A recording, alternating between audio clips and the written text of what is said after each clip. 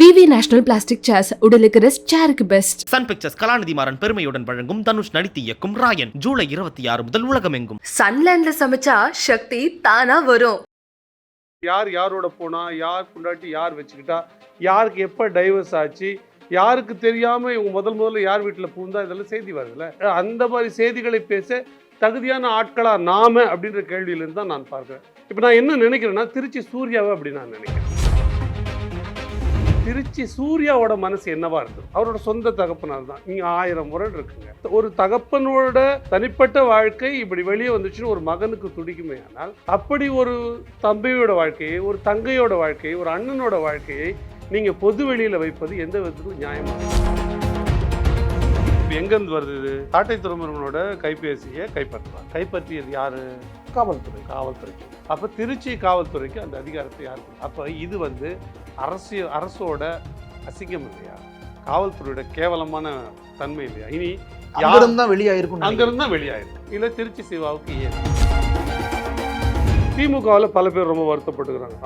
ஒரு தலைவர் இப்படி பேசுவாரா? உங்களுடைய வருத்தம் அதுவா இருந்தா, ஆவடி நாசர் கல்லு தூக்கி அடிச்சார். உண்மையிலேயே ஒரு தலைவர், ஒரு எம்எல்ஏ இப்படி நடந்து கொள்ள தகுமா? உங்களுடைய கண்டனம், ஏய் நீ எஸ்சி தானப்பா, நீ எஸ்சி தானே, நீ வெளியே போய் நில்லுன்னு சொன்னார்ல ராஜகண்ணப்பன். அன்னைக்கு நீங்க பேசுறீங்களா மக்கள் மேல வாழ்ந்து? சீமான் ஒரு மாற்று அரசியல் பண்றாரு, ஒரு புரட்சி அரசியல் பண்றாரு. நீங்க இதெல்லாம் பேசியிருந்தீங்கன்னா அவர் இப்படி பேசிட்டாரு அப்படின்னு கேள்வி கேட்கிற தார்மீகம் உங்களுக்கு இருக்கு. அன்னைக்கு உங்க வாயை சுருட்டி எங்க வச்சிருந்தீங்க நான் கேட்கிறேன். நான் எங்க வச்சிருந்தேன்? அப்போ இது வன்மம் அல்லாமல் வேறு என்னன்னு நான் கேட்கிறேன். நாம் தமிழர் கட்சியின் மேல வன்மம், அதை தான் நான் பேசுறேன். ஏன் இந்த வன்மம் இருக்கணும்? அது நாம் தமிழர் கட்சி இன்றைக்கு திமுகவை, பாஜகவை முழுதாக முழு வீச்சில் எதிர்க்கிற கட்சியாக இருக்கிறது. ரெக்கார்ட் பண்றீங்கன்னா நாளைக்கு உங்க மனைவி பேசுங்க, உங்க மகன் ஒருவேளை உங்க மனைவியை பத்தி தப்பா பேசுங்க, உங்க தாயாரை பத்தி உங்க தம்பி ஒரு சொன்ன குறையை நீங்க காமிச்சீங்கன்னா அந்த தாய் மனதுல, அந்த மனைவி மனதுல, அந்த தங்கச்சி மனசுல எவ்வளவு பெரிய வடு ஏற்படும். இதை நீங்க செய்ய போறீங்கன்னா நீங்கள் எல்லாம் அரசியலுக்கு என்ன செய்து விடுவீர்கள் தான். உதவாக்கரை எந்தெந்த டுபாகூர், எந்தெந்த பொறுக்கி, எந்தெந்த இழி புத்தி கொண்டு பதிவு பண்றானோ அவனுக்கு எல்லாருக்கும் சேர்த்து இந்த கேள்வி. அவர் திட்டுவாருங்க, உண்மைதான். அவர் கோவப்படுவார், உண்மைதான். அவர் இப்போ நீங்கள் பேசுன மாதிரி பேசுவார், உண்மைதான், நான் அதை மறுக்கவே இல்லை. ஆனால் இயல்பாக தான் பேசுவார். யாரையும் வாங்க போங்கன்னு, நீங்கள் உங்களை வாங்க போங்கன்னு பேசுகிறான்னு நீங்கள் வெளியாள்னு அர்த்தம். பேசிகிட்டு இருக்காருன்னா தட்டணும், உள்ளே சொன்னால் தான் போனோம், அப்படிலாம் கிடையாது. 20 பேர் உட்காந்துருப்பாங்க, யாருன்னா 4 பேர் வெளில வருவாங்க, ஃபோன் வருதுன்னு 4 பேர் உள்ளே போவாங்க. அதெல்லாம் தான் இப்போ இது தப்புல போய் விளைஞ்சிருக்கு. மற்ற கட்சிகள் எப்படி ஒரு வளையம் வச்சிருக்காங்களோ நான் கேட்டிருக்கேங்க. கருணாநிதி நீங்கள் வாயில சொல்ல முடியாது, வார்த்தை வச்சுருக்காரு. நான் கேட்டேன். எனக்கு ஒரு தலைவருக்கு ஒரு சூழ்நிலை அப்படி ஒரு முடிவு எடுக்க வேண்டிய நிலைமை வருதுன்னு வச்சுங்களேன். அப்படி பேசி இருந்தால் என்ன தவறுன்னு கேட்கிறேன். அப்படி ஒரு தலைவனால், ஒரு கட்சியால் ஒரு முடிவை, எல்லோரும் விரும்புகிற முடிவை ஒருபோதும் எடுக்க முடியாது. 100 விழுக்காடு எல்லோருக்கும் ஏற்ற முடிவை எந்த கட்சியிலும் எந்த தலைவராலும் எடுக்க முடியாது. அவர் எடுக்கிறதுக்கான இடம் நம்ம கொடுக்குறோம். அப்படின்னா என்ன அர்த்தம்? அவர் எடுத்த முடிவு சரியா இருக்கும், இல்லைனாலும் நம்மளோட அப்படிதான் ஒரு அமைப்பு இயங்கும். எல்லா விஷயமும் சரியா செஞ்சா திமுக அரசியல் 10 ஆண்டுகளுக்கு முன்னாடி விழுது. எல்லா விஷயங்களையும் சரியாவே செஞ்சிருந்தா அதிமுக. அப்போ அப்படி ஒரு முடிவை யாரும் எப்பொழுதும் எட்ட முடியாது. அப்போ அப்படி முடிவு எடுக்கிற பொழுது நம்ம அவர் ஒத்துக்கிட்டோம், தலைமையில் ஒத்துக்கிட்டோம்னா அதற்கு கட்டுப்பட்டு நடக்க வேண்டியது நம்ம கடமை. ஆனால் அதை பற்றி பேச வேண்டிய உரிமை இருக்குதா? நிச்சயம் உண்டு. உலக தமிழர்கள் அனைவருக்கும் வணக்கம். இன்றைய சிறப்பு நேர்காணல் என்னோடு இருக்கக்கூடியவர் நாம் தமிழர் கட்சியின் ஸ்ரீதர். வணக்கம் சார். வணக்கம். இந்த ஒரு டாபிக் அப்படின்றது பேசுகிறத இப்படி ஒரு மெயின் ஸ்ட்ரீமில் நம்ம பேசுகிறதே அவாய்ட் பண்ணியிருக்க வேண்டிய ஒரு விஷயம். ஆனால் மெயின் ஸ்ட்ரீமுக்கு வந்துருச்சு. இது ஒரு அரசியல் தளத்திலையும் பல அதிர்வலைகளை ஏற்படுத்தியிருக்கு. எல்லோரும் பேசக்கூடிய ஒரு விஷயமா, பதிலளிக்கக்கூடிய ஒரு இடத்துல இருந்து வந்துருச்சு. ஆடியோ உரையாடல்கள் வெளியீடு, நாம் தமிழர் கட்சிகளுக்குள்ளே நடக்கக்கூடிய அந்த உரையாடல்கள்ங்கிறது வெளியே வருது. ஏன் எப்படிங்கிறத தாண்டி அந்த உரையாடல்களில் பேசக்கூடிய விஷயங்கிறது இன்டர்னல் கட்சிக்குள்ளே இருக்கக்கூடிய விஷயமாகவும், அதுக்குள்ளேயே ஒரு பிரச்சனையை ஏற்படுத்தக்கூடிய விஷயமாகவும், வெளியிலையும் அது ஒரு விவாத பொருளாகவும் மாறிட்ட பிறகு இது குறித்து உங்கள்கிட்ட கேட்டு தெளிகிறது அவசியம் நினைக்கிறேன். இந்த உரையாடல்கள் குறித்த உங்களுடைய பார்வை. நானுமே இது சம்பந்தமான எந்த நேர்காணலையும் நான் தவிர்த்து வந்தேன். காரணம் என்னென்னா, இது முதல்ல இது எனக்கு பேசு பொருளாக படலை. அதன் உள்ளே இருக்கிற நன்மை தீமைகளை, சரி தவறுகளை தாண்டி இது ஒரு பேசு பொருளாக அரசியல் அப்படின்ற கேள்வி மனசுக்குள்ளே இருந்து நான் அதை தொட்டுக்கொள்ளலை. ஆனால் இது தொடர்ச்சியாக இது ஒரு வாரத்துக்கு மேலே தொடர்ந்து வர்றதுனால இது எல்லோரும் வைக்கிற பார்வையை விட வேறு ஒரு பார்வை இருக்குன்னு என் மனசுக்குள்ளே படுது. சரி, அந்த பார்வையை சொல்லுவதற்காகவாது இதில் ஒரு நேர்காணல் கொடுக்கணும் அப்படின்னு தோணுதுனால நீங்கள் சொல்கிறத நான் ஒத்துக்கிட்டேன். இப்போது அரசியலில் நம்ம என்ன புரிந்து கொள்ள வேண்டும்னா, அரசியல் யார் யாரெல்லாம் செய்கிறோமோ இல்லை ஊடகத்தில் யார் யாரெல்லாம் இருக்காங்களோ மக்களுக்கு வந்து ஒரு செய்தியை சொல்லணும், ஒரு நல்ல செய்தியை சொல்லணும், ஒரு கருத்தை சொல்லணும், மக்களை வழிப்படுத்தக்கூடிய அல்லது மக்களுக்கு வந்து ஒரு விழிப்புணர்வு ஏற்படுத்தக்கூடிய கருத்துக்களை சொல்லணும். இதுதான் ஊடகத்தோட நோக்கமாகவோ அல்லது வந்து அரசியல் கட்சிகளோட நோக்கமாகவோ ஈடுபடுறவங்க நோக்கமாகவோ அல்லது யார் யாரெல்லாம் வந்து தன்னை வந்து ஒரு பொது மனிதன் என்று சொல்லிக் கொள்கிறார்களோ அவர்களுக்கெல்லாம் அதுவாக தான் நோக்கமாக இருக்க முடியும். அப்போது இந்த பேச்சை நான் முதல்ல தவிர்த்தேன் அப்படின்னு நான் பார்க்கும்போது, இதை பற்றி பேசுவதை தவிர்த்தேன்னு பார்க்கும்போது, இந்த உரையாடல் மக்களுக்கு என்ன நன்மையை செய்துவிட போகிறது, அரசியலுக்கு என்ன செய்துவிட போகிறது, இந்த உரையாடல்னால அரிசி விலை, பருப்பு விலை, எண்ணெய் விலை, டீசல் விலை குறைஞ்சிட போதா, இல்லை இதில் பட்ஜெட்லேருந்து புறக்கணிக்கப்பட்ட தமிழகத்துக்கு எதனா கிடைச்சிட போதா, இல்லை நிதி ஆயோக் வந்து புறக்கணித்த ஐயா ஸ்டாலின் அவர்கள் அதோட செயல் திட்டத்தினால என்ன நடக்க போகுது, இதில் எதனா ஒரு நன்மை விளைவிச்சிட போதா என்ற எல்லா கேள்வியும் அதுக்குள்ளே இருக்குது. நான் பொதுவாக என்ன நினைக்கிறேன், எப்பொழுது ஒரு உரையாடல் நிகழ்த்தப்படும் பொழுதும் அந்த உரையாடல் மூலமாக மக்களுக்கு சமூகத்திற்கு ஏதோ ஒரு செய்தி சொல்லப்பட வேண்டும் தான் நினைக்கிறேன். அப்படி இல்லைன்னா நாம் அடுத்தவர்கள் நேரத்தை தின்றோம் கொல்றோம் தான் என்னோட தனிப்பட்ட கருத்து. இப்படி இல்லாமல் வெறுமனே கிசுகிசுக்கள், யார் யாரோட போனால், யார் பொண்டாட்டி யார் வச்சுக்கிட்டா, யாருக்கு எப்போ டைவர்ஸ் ஆச்சு, யாருக்கு தெரியாமல் இவங்க முதல்ல யார் வீட்டில் பூந்தா, இதெல்லாம் செய்தி வருதுல்ல. அதை பார்ப்பதுனால அதை கேட்கிற அதை ரசிக்கிற அதை கேட்கிற ஒரு கூட்டம் இருக்குது, நான் அதை மறுக்கலை. ஆனால் அந்த செய்தியை அந்த மாதிரி செய்திகளை பேச தகுதியான ஆட்களா நாம அப்படின்ற கேள்வியிலிருந்து தான் நான் பார்க்குறேன். இப்போ நான் கலாட்டா அப்படின்னு நினைக்கல, என்னையும் நான் அப்படி நினைத்து கொள்ளலை. இப்போ நான் என்ன நினைக்கிறேன்னா, திருச்சி சூர்யாவை அப்படி நான் நினைக்கிறேன். அப்படி நினைக்க வேண்டிய நிர்பந்தத்துக்கு அவர் தள்ளிட்டார். காரணம் என்னன்னா, இது போன்ற ஒரு சம்சாரி செய்வானா இந்த வேலைன்னு இங்கே கேட்பாங்க. சென்னை பக்கத்தில் இதெல்லாம் ஒரு சம்சாரி செய்கிற வேலை, போகுபடி செய்கிற வேலைன்னு வாங்க. நீங்கள் ஒருவருடைய தனிப்பட்ட ஆடியோவை வெளியிடுவது எந்த விதத்தில் சரியான காரணம் எதுவாகிலும் இருக்கட்டும், அது அரசியலாக கூட இருக்கட்டும். அப்படி நீங்கள் வெளியிடுறீங்கன்னா உங்களோட தரத்தை நீங்கள் எவ்வளோ கீழே போட்டு மிதிச்சிட்ருங்க. அப்படின்னா நான் இப்படி கேட்குறேன், எனக்கு உண்மையிலேயே அவர் சார்ந்தவர்களை, திருச்சி சிவா சார்ந்தவர்களை அவமானப்படுத்த வேண்டும் என்றோ அல்லது கண்ணியக்குறைவாக ஒரு பொதுவெளியில் எண்ணத்தை ஏற்படுத்த வேண்டும் என்ன எனக்கு கொஞ்சம் கூட இல்லை. ஆனால் ஒரு புரிதலுக்காக நான் சொல்லுகிறேன். அது பேரை கூட நான் சொல்ல தெரியல. திருச்சி சூர்யாவோட அப்பா இருக்கார். அவரை பற்றி உங்களுக்கு ஒரு 2 ஆண்டுகளுக்கு முன்னாடி புகைப்படங்கள்லாம் வெளியே வந்தது. உங்களுக்கு தெரியும், ஒரு அரசியல் பிரமுகர், பெண் பிரமுகரோட நெருக்கமாக இருக்கிற புகைப்படங்கள் வெளியே வந்தது. இப்போது அவரை நான் திருச்சி சூர்யாவோட தகப்பனரை நான் இலக்கிய வெளியில் அவர் பேசுகிற ஆற்றலை நான் பார்த்து வியந்திருக்கிறேன். எவ்வளோ முரண் இருந்தாலும் ஜெகத் ரட்சகன் போன்றவங்க அவங்க பேசுகிற ஆற்றல், அவங்க பயன்படுத்துகிற சொல்லாடல், அதையெல்லாம் நம்ம ரசிக்கிறோம். ஆனால் அப்படிப்பட்டவர் இப்படி ஒரு நிகழ்ச்சியில் மாட்டிக்கிட்டாருன்னு ஒரு தகவல் வந்தபோது திருச்சி சூர்யாவோட மனசு என்னவா இருந்திருக்கும்? அவரோட சொந்த தகப்பனார் தான், நீங்கள் 1000 முரண் இருக்குங்க. அப்படி இருக்கும்பொழுது அவருடைய மனது என்னவா இருந்திருக்கும்? ஒரு தகப்பனோட தனிப்பட்ட வாழ்க்கை இப்படி வெளியே வந்துச்சுன்னு ஒரு மகனுக்கு துடிக்குமே. ஆனால் அப்படி ஒரு தம்பியோட வாழ்க்கையை, ஒரு தங்கையோட வாழ்க்கையை, ஒரு அண்ணனோட வாழ்க்கையை நீங்கள் பொது வெளியில் வைப்பது எந்த விதத்தில் நியாயமாக இருக்கும்? அப்போ எத்தனை பேரோட தம்பியோட தங்கைகளோட, அப்பாக்களோட, சித்தப்பாக்களோட, மாமன்களோட மனது வருத்தப்படும். அதை நீங்கள் செய்ய ஏதாவது ஒரு தகுதியான காரணம் இருக்கா சொல்லுங்கள், ஒரு தகுதியான காரணம் சொல்லுங்கள். இப்போ நான் கேட்குறேன், திருச்சி சூர்யாவோட அப்பாவோட நிகழ்ச்சி பற்றி பேசணும்ல. இப்போ அதனால் இந்த தமிழகத்தில் என்ன மாற்றம் விளைஞ்சிச்சு, இல்லை என்ன நன்மை விளைஞ்சிச்சு? அவரோட தனி வாழ்க்கை அன்று பேசப்பட்டது. அன்றைக்கி அவரோட தனி வாழ்க்கை மிக விரிவாக பேசப்பட்டது. அதனால் இந்த அரசியல் வெளியில் நிகழ்ந்த நன்மை என்ன, தீமை, அந்த நேரம் ஒரு மற்ற ரகமான நேரமாக போனதை தாண்டி என்ன நன்மை விளைந்ததுன்னு பாருங்கள். இப்போ நீங்கள் இப்படி கேட்குறீங்க. சரி, அவர் சொல்கிறாரு, திருச்சி சூர்யா அவர்கள் சொல்கிறாங்க, இல்லை அந்த பொண்ணோட வாழ்க்கைக்கு நான் காப்பாற்றுறதுக்கு தான் நான் அந்த முயற்சியை பண்ணேன் அப்படி சொன்னாங்களா? ஏங்க, உங்களை கேட்டாங்களா அவங்க என் வாழ்க்கையை காப்பாற்றி கொடுன்னு உங்களை கேட்டாங்க? அப்படி நீங்கள் ஆபத் பார்த்தோன்னா, அநாத ரட்சகனா, இங்கே விருகம்பாக்கத்தில் ஒரு நிகழ்ச்சி நடந்தது.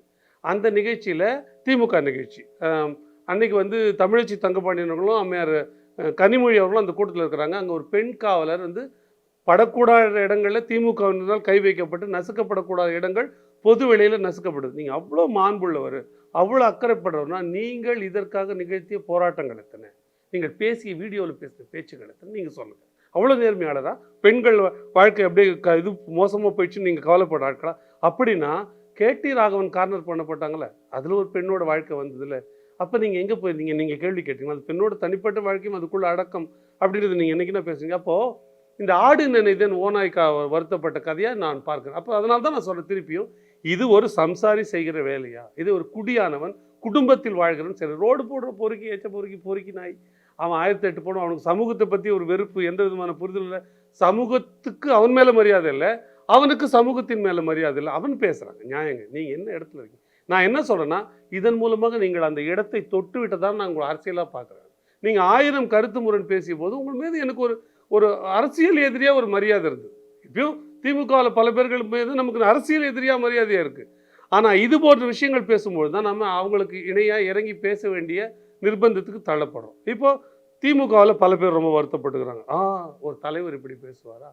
நாம் அப்படி உங்கள் பார்வைப்படி நான் எடுத்துக்கிறேன். உங்களுடைய வருத்தம் அதுவாக இருந்தால், நீங்கள் தலைவர் இப்படி யாருன்னா பேசுவாங்களா அப்படின்றது, ஒரு தலைவர் இப்படி பேசுவாங்கன்னு வருத்தமாக இருந்தால், இங்கே உங்களுக்கு ஆவடி நாசர் கல்லு தூக்கி அடித்தார். உண்மையிலேயே ஒரு தலைவர், ஒரு எம்எல்ஏ இப்படி நடந்து கொள்ள தகுமா? உங்களுடைய கண்டனம் என்ன? இன்றைக்கி நீங்கள் பேசுகிறீங்கல்ல, இன்றைக்கி நீங்கள் எந்த யூடியூப் சேனலாக கூட இருக்கட்டும், அன்னைக்கு நீங்கள் பேசுனீங்களா?